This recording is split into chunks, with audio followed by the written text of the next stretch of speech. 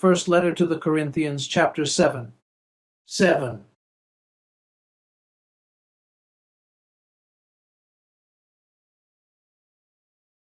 Chapter 7, verse 2. Nevertheless, because of sexual immorality, let each man have his own wife, and let each woman have her own husband. Marriage is honorable for everyone. It's good to be married. But with the right person, if you have the yoke, you have to handle the matter as far as you can and as far as you get. But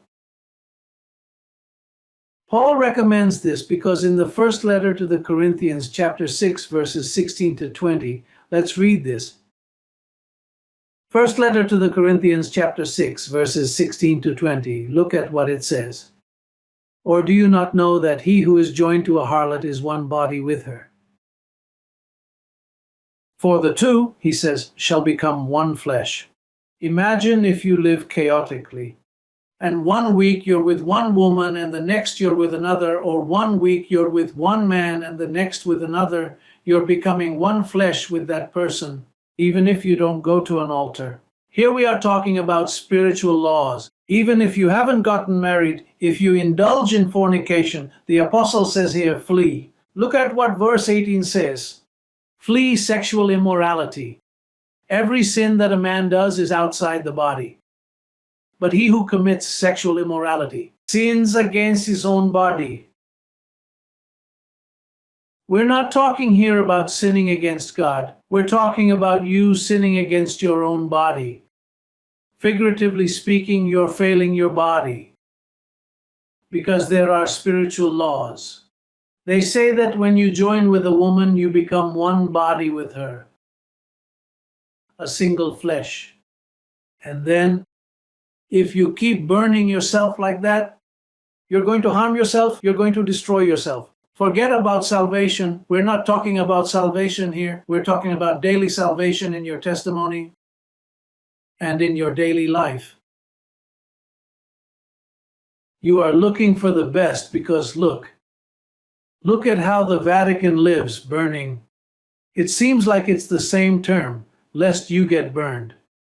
Well, the Vatican with all these priests, when they drink, they swear celibacy. And so they do not have the gift of self-control. So when desires come, they start to fornicate. They fornicate with children, they fornicate with women, they fornicate with the kings of the earth. Politically, there are many forms of fornication. And that's why the Vatican is destroying itself all on its own. Because the one who gets burned is destroyed. To burn oneself means to harm or destroy oneself. And then it starts losing credibility. So a blessed one from our ministry, who is leading a disorderly life, and he spends his time praising here and there and talking. And since it's not really defined, so what he does is burn himself and harm himself until he is no longer trusted. You are destroying yourself. It's just that in the past it's just that in the past. We're not talking about the past blessed one. We're talking about the transformation that's coming. We are talking now that you are mature. You cannot give free rein to the flesh because you know that the flesh is against the spirit and the spirit is against the flesh.